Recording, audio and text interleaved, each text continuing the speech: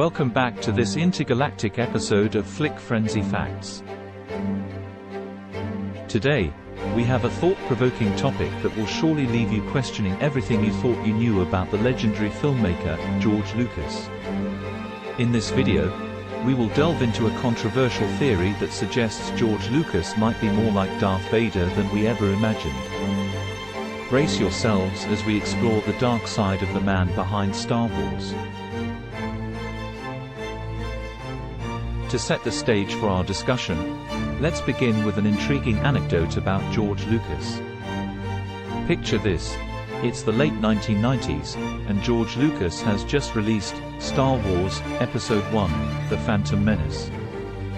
Fans eagerly anticipated the return of the beloved franchise, only to be met with disappointment.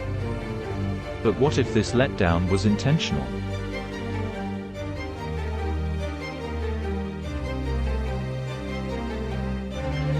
Reports emerged of George Lucas smirking and even chuckling during screenings where fans expressed their discontent. Could it be that he took pleasure in the suffering of his own loyal followers? It's a chilling thought, one that raises questions about his true intentions. Is George Lucas, like Darth Vader, a master manipulator? We'll begin with the concept of manipulation. Throughout his career, Lucas has demonstrated a remarkable ability to control narratives and shape public perception. When he sold Lucasfilm to Disney in 2012, many fans were initially elated, thinking it would lead to fresh and exciting Star Wars content. However, what followed was a polarizing trilogy, with The Last Jedi and The Rise of Skywalker dividing the fan base. Some believe Lucas had a hand in influencing the direction of these films, subtly orchestrating a divide among the fans to regain control over the franchise he created.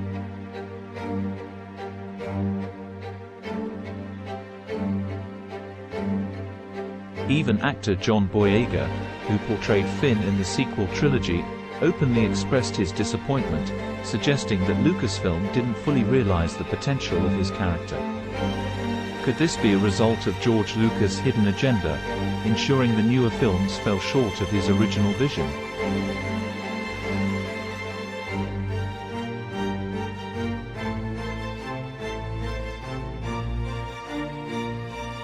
Another piece of evidence lies within the prequel trilogy, starting with The Phantom Menace.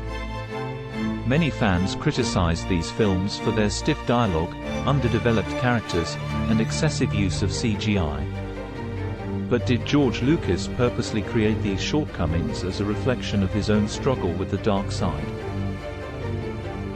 Much like Anakin Skywalker's journey to Darth Vader, Lucas himself succumbed to the allure of technology and the pursuit of perfection, losing touch with the heart and soul of his storytelling. Could the prequel trilogy be an allegory for Lucas' own descent into darkness, a warning to himself and his fans about the dangers of unchecked power?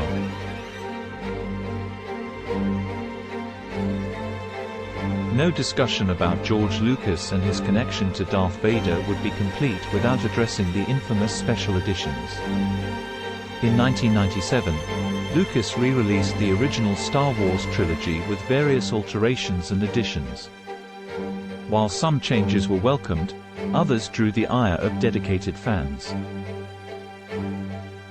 Alterations like Greedo shooting first, the inclusion of CGI creatures, and revised special effects caused an uproar among the Star Wars community.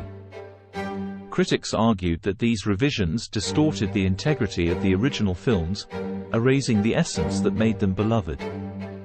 Was this an act of a man drunk with power, imposing his will on the very universe he had created? As we conclude our exploration into the theory that George Lucas is a real-life Darth Vader, we leave it up to you, our viewers, to decide. The evidence we've presented today challenges the perception of Lucas as a creative genius and instead paints a picture of a man with a dark side lurking beneath the surface. Whether it's his alleged pleasure in fan disappointment, his ability to manipulate narratives, the flaws intentionally woven into the prequel trilogy, or the controversial changes made to the special editions, there's a compelling case to be made that George Lucas has more in common with the Sith Lord he brought to life than meets the eye. Thank you for joining us today, and may the Force be with you all.